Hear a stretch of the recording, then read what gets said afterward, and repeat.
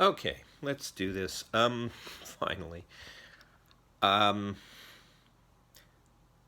I haven't done this before. Let me see if this is seems to be working okay. Here's Roscoe, and here is Molly in the sun.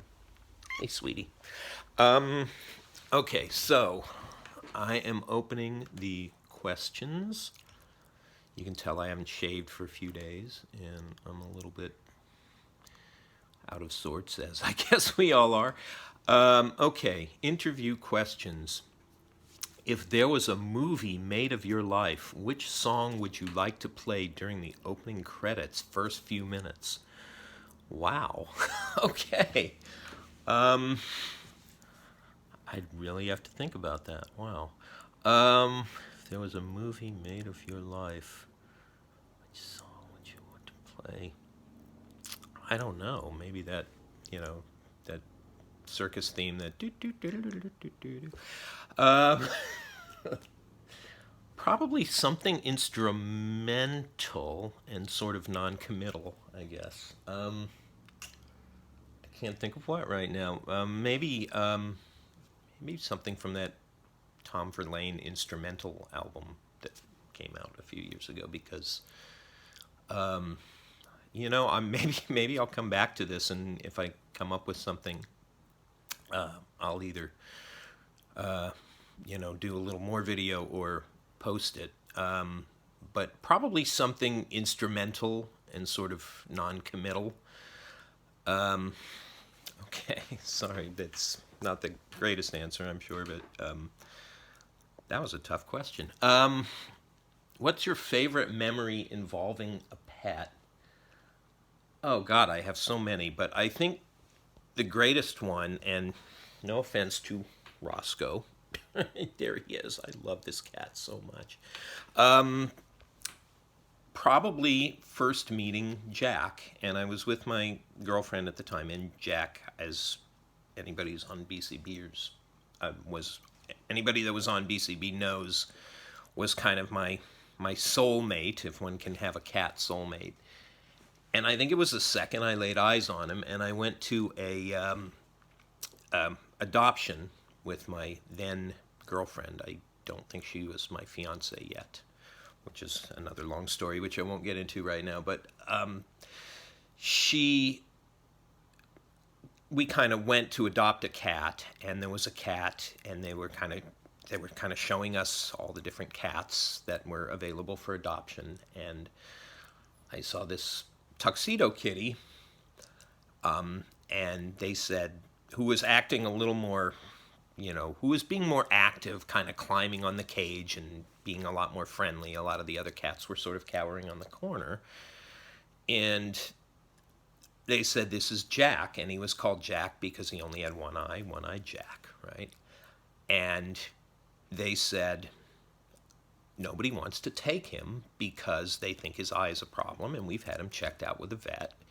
And his eye is not a problem. You just have to wash it out a little bit. And just because he was being so different from any of the other cats, I kind of instantly fell in love with him.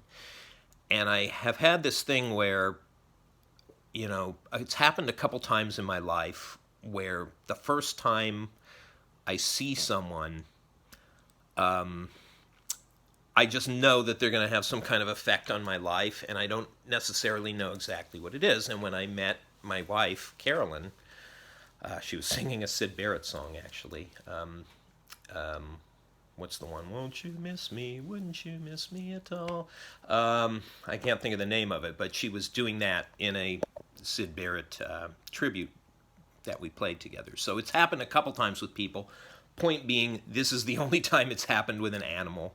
And of course, had a great relationship with him and loved him as, of course, I love all the kitties. And Roscoe's being crazy over there right now. Anyway, okay. Do you have any personal tics, superstitions, or habits that might seem strange or funny to others? Sure, I have all kinds of them. I think the biggest one is I have some facial tics. I think I kind of, my face freezes in this sort of, you know. Um, Habits, I'm sure all kinds of them. I don't really have any superstitions. I'm not a superstitious person by nature. I have since I was a little kid. I did that thing where you're walking down the street and you like count every fourth break in the sidewalk, or, you know, like the whole kind of a version of that step on a crack, break your mother's back kind of thing. Like I try to like avoid the cracks and like step in the blank space and stuff like that. But that kind of takes place all in my own head, so I'm not sure that that would seem funny or strange to others, because I don't think most people would realize it. Okay, question 4. What does jazz music mean to you? Wow, again, a big question, and I'd have to give it some thought. I think it, well, for one thing, I think, I forgot who it was who said that there are 3 things that are uniquely American, and I forget what the third was, but 2 of them were jazz and baseball. And I think he's right about that. So it means something. You know, although obviously Europeans have played it very well, you know, there's a lot of great jazz musicians from all over. But it strikes me as an art form as uniquely American.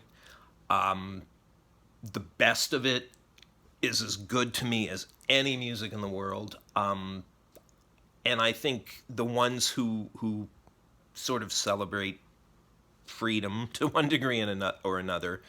I mean, Monk is one of my favorite musical artists in the world, and I think, you know, I guess it's just the inspiration level of the second he puts his fingers on the keys, you know, the degree to which every note really counts. And, you know, again, I don't know how well I'm expressing that, but I think something uniquely American and something that is kind of an instantaneous expression of the unknown with every note. I don't know if that makes sense as an answer, but there you have it. Okay, question 5. What is the most money you have paid or would pay for a record, concert, music-related thing? I paid a lot to see Paul McCartney a couple years ago. Mainly because my wife wanted to do it. I had seen him before. I mean, although I'm really glad I did it, it was really historic. It was, he was playing Dodger Stadium, which the second to last concert that the Beatles had done, and I have a relationship with Dodger Stadium because I'm the same age as it is, and I grew up watching the Dodgers play. So I don't think I've paid an extraordinary amount for a record, really. Yeah, I can't think of ever having done that. So yeah, it would have to be McCartney, unless musical instruments count, in which case I've spent a lot of money on musical instruments. Here, I'll show you my box set collection. There's a bunch of my box sets with Roscoe sleeping on top of the turntable. Okay. What has been your favorite decade so far? Why? As much as I don't... Well, my hair is really... I haven't showered yet this morning, so forgive me. I have to say, as much as it's not my favorite time in the arts or my favorite time in anything other than my life, but I have to say the previous decade, 2000... Oh, no, you know what? Scratch that, because I actually met... Yes, okay, the one that's just passed. That would be the best one to say, because I actually met Carolyn in 2007. I really like my life. the way it is now, you know, other than who's president, and, you know, we won't get into that. I think the state of the world was better 10 years ago. The state of my life was probably better 10 years ago, but that probably relates to the state of the world and, you know, maybe my body's starting to fail a little more than it was a decade ago. But honestly, I think I can honestly say that the life that I have now with my cats and my wife and, you know, is the best it's ever been, other than I'm disturbed by what's going on in the outside world. So I'll say when my life was pretty much like it is now, only Trump was not president, and that would go back to, you know, the previous decade. So there you go. Convoluted answer, but if you suddenly won $10 million in a lottery, how would that change your life?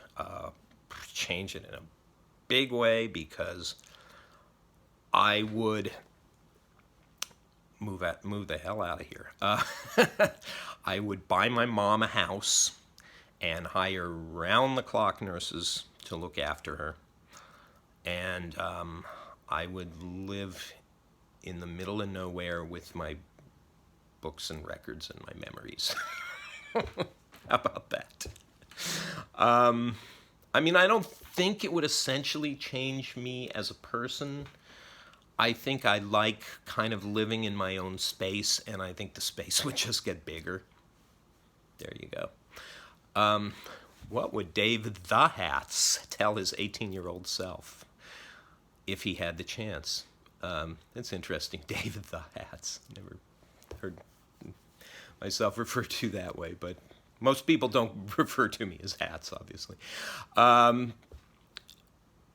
I would say, more than anything else, I would say it's gonna be okay. You know, I think I was unhappy as an 18-year-old, and I think I had lots of reasons to be happy that I just didn't see.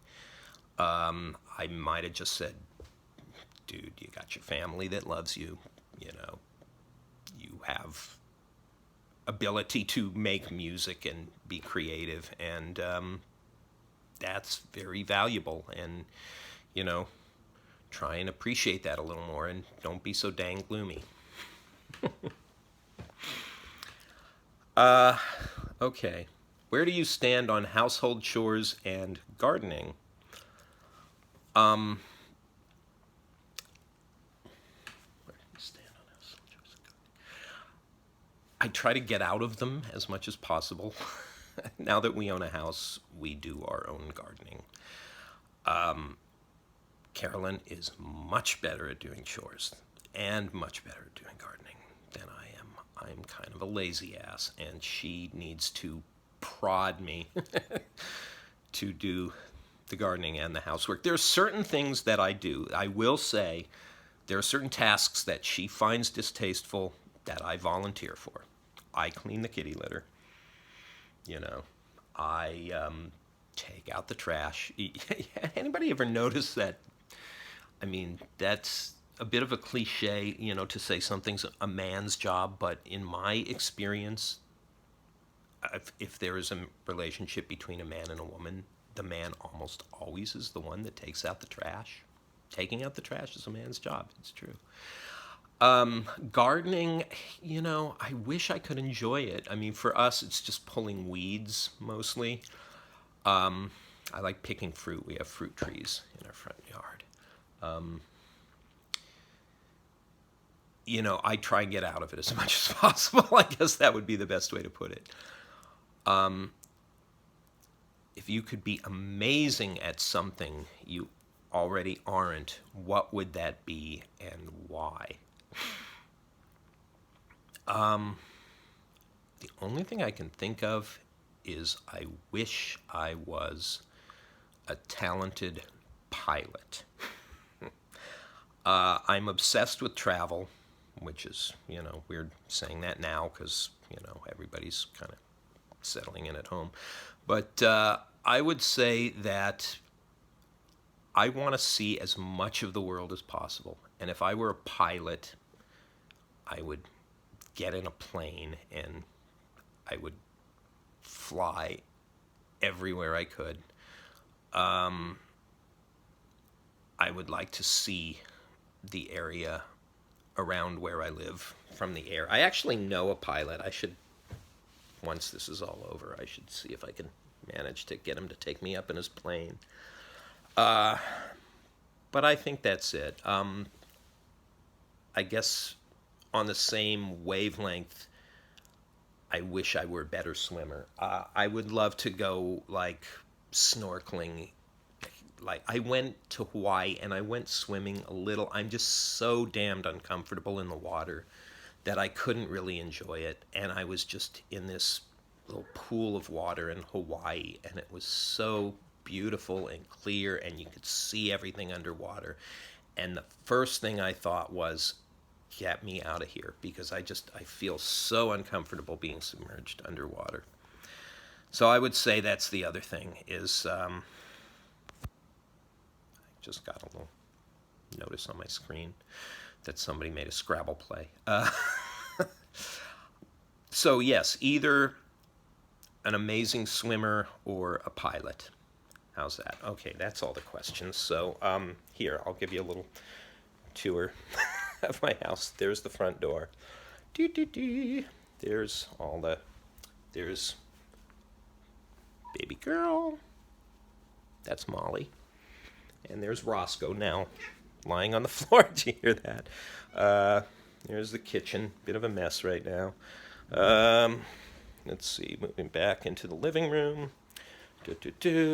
There's some books and stuff into the hallway. This is a bonus question. Give us a tour of your house. There's Carolyn's office. Beatle poster on the wall. She probably doesn't want me to show you too much of this. Here is my mess of an office with a bunch of musical instruments lying around. Some more box sets. Cheap acoustic guitar I bought from a friend. And bathroom with the kitty litter. Other bathroom, main bedroom, bed's a mess. And looking out the back window towards the yard. I don't know how well you can see that. So anyway, there you have it. Thanks for your questions, and have a good day.